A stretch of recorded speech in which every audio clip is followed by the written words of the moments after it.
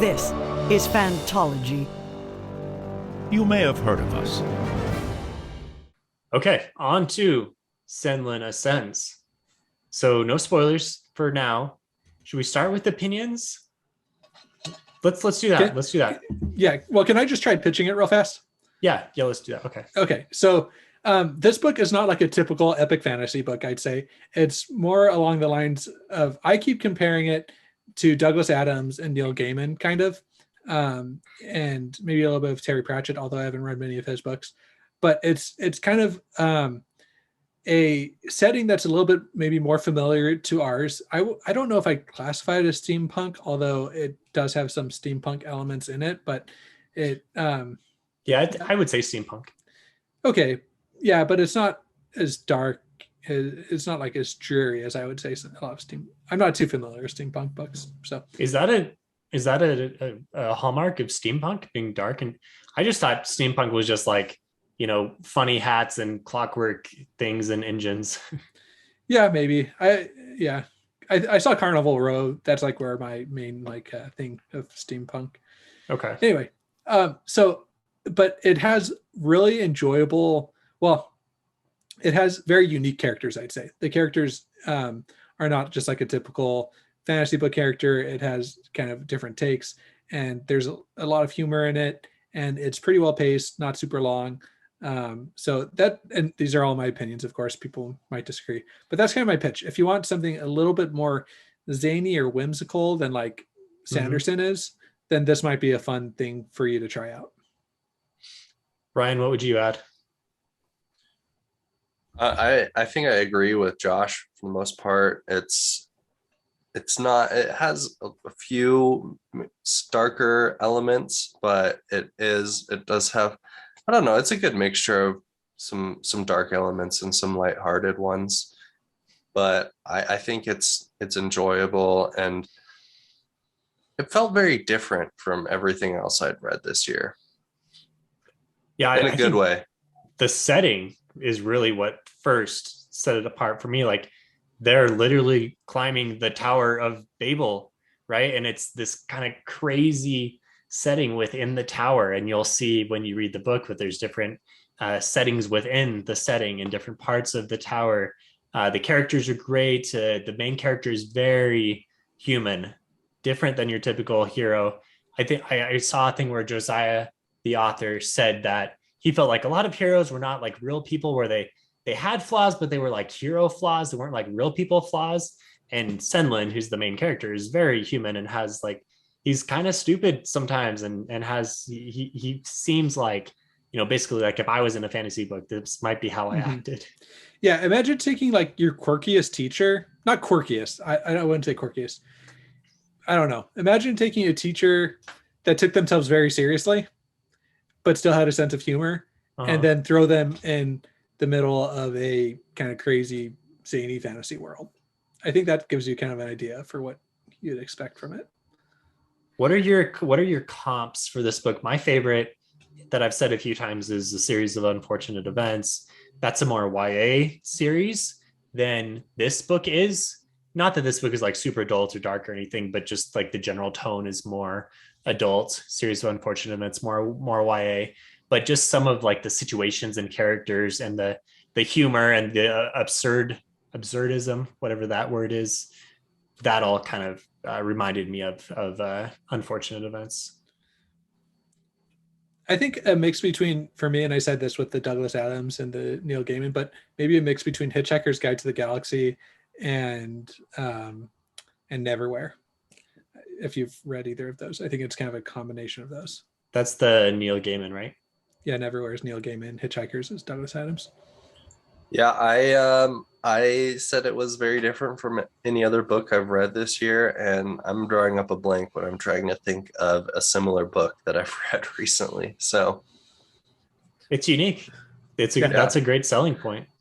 Yeah, I mean, when I heard a lot of people talking about this book and how much they enjoyed it, when you read the premise, this school teacher climbing a tower, it doesn't sound very interesting. Or like, how long does it take to get to the top of a tower, and how am I going to be interested for an entire book? but it really does have some very unique world building aspects to it, and I think that it certainly pays off to invest some time reading it. He's able to really conjure up some nice imagery. Like in my head, I have really good ability.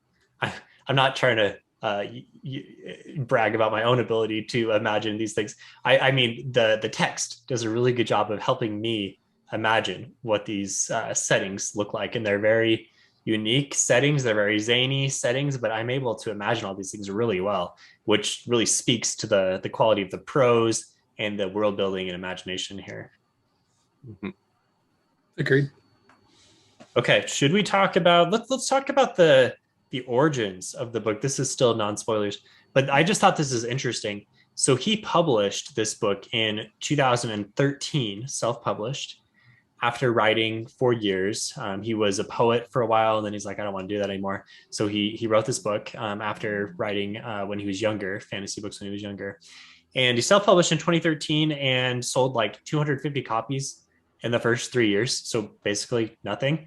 He just wrote it because he wanted to and wasn't necessarily expecting critical success, but he did try to get it out there with, not a lot of success. It's hard to do on social media and at conferences or whatever.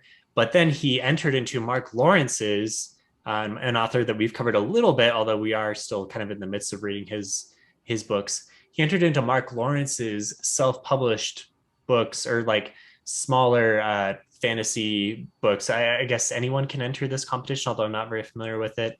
He entered this competition. He didn't win, but Mark Lawrence read it just kind of on a whim and loved it, and basically became the champion for Senlin Ascends and really promoted it across Reddit and some different places. Eventually Orbit picked it up several years after. I think in 2016, if I'm correct, Orbit picked it up and signed on and published. And since then, the rest of the series came out. So I just thought that was a very interesting origin story for the series. Did it get re-edits after? Did the first book get edited again after the competition? I don't expect you to know this. I do not know. But I thought, I don't know. This seemed like it was very tightly and well edited, like in terms of the pacing of it and in terms of the prose. It had to have had some top-notch editors there working on it.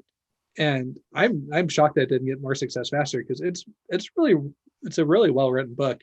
I didn't know he was a poet, but that kind of makes sense with the prose is really good, right? Yeah. Yeah. I don't know if it's the imagery. I guess that goes back to my thing about the imagery. I think that really helps. I don't know if I quite say it's on like a Patrick Rothfuss level, but it's really, really well done. I'd say it's, I loved it. So the prose specifically. And I think, it just, we talk about how difficult it is to be an author nowadays. And this is just another testament to both the fact that there's a lot of different routes to success, and you need to be very persistent, persevere through a lot of hardship. And he had a good book, obviously. It was just the fact that he didn't have the exposure to actually get the book out there. I mean, and the fact that he got a publisher only came after his book was exposed to the general public and well received. So it's writing is a difficult thing to do, and I'm grateful for all of these authors, for Josiah Bancroft, Mark Lawrence, all these people who sacrifice a lot in order to initially get their book out there. Nice. And it makes you think, like, how many more Senlin Ascends are there out there that were self-published and are, just have hundreds of people that have read them, but are awesome books. So if I was one of those 100 people, I'd be like evangelizing the heck out of this, but I'd be on Reddit, Discord, like, can you imagine the amount of karma you'd get if you like introduced Reddit to just that? All right. Spoilers. Okay. Should we do, well, before we do spoilers, give us should we just some ratings, just like overall? I mean, we already said a lot of our impressions of the book. Maybe should we attach numbers to it? That's kind of fun. Top line number. Yeah. Give us an out of 10. I'm going 8.5. Ooh.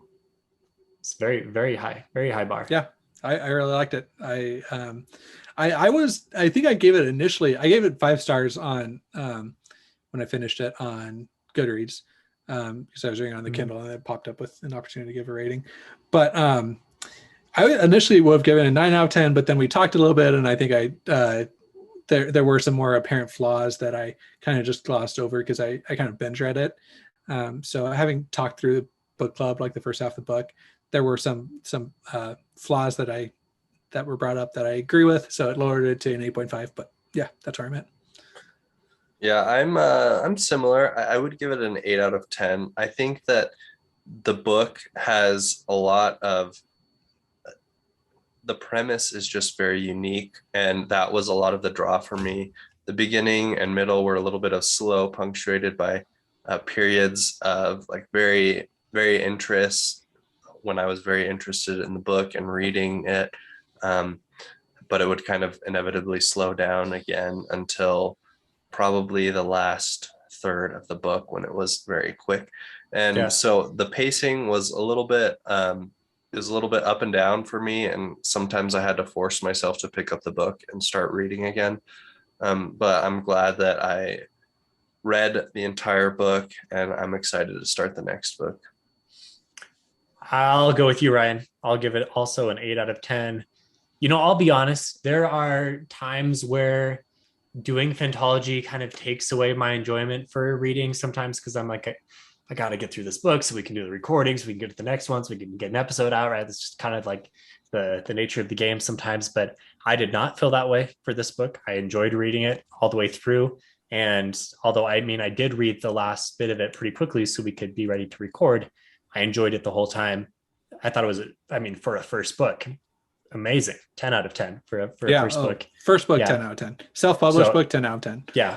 Yeah. And really looking forward to the rest of the series, because I've heard that it continues to get interesting. We have some people on Discord who've read the whole series who are big fans, who joined Discord so they could talk to us about this and tell us we should read more. So I am trusting them, and I'm trusting what I read from the first book, and I'm expecting big things for the rest of the series.